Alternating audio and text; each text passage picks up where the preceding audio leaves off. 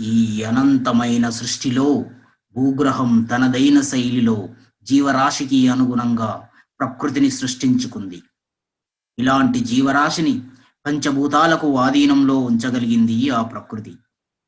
భూమి, నీరు, నిప్పు, గాలి, ఆకాశం అనే పంచభూతాలు అటు ప్రకృతికి, ఇటు జీవరాశికి మధ్య అనుసంధానం అయి ప్రకృతిని, జీవరాశి సమతుల్యతను కలిగిస్తూ వస్తుంది.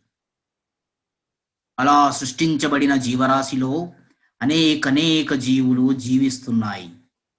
కొన్ని భూమిపైన, కొన్ని నీటిలోనూ, కొన్ని ఆకాశంలోనూ, కొన్ని గాలిలోనూ ఆవాసమైపోయాయి.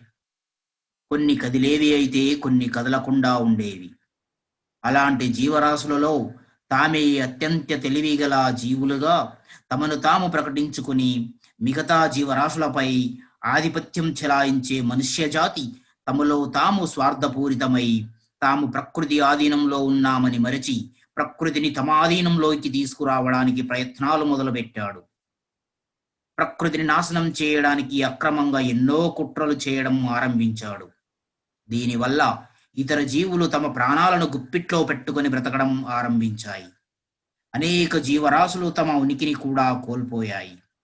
ఎన్నో రకాలుగా ఈ ప్రకృతి మనుషులకు ఎన్నో విధాలుగా తెలియజేసింది.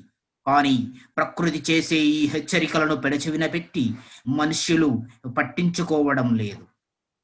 కావున ఈ తప్పని పరిస్థితులలో ప్రకృతి మానవుల ఆకృత్యాలను అదుపులో పెట్టడానికి ఇలా రకరకాలుగా ఎన్నో విధాలుగా తనదైన శైలిలో హెచ్చరికలు చేస్తూనే వస్తుంది.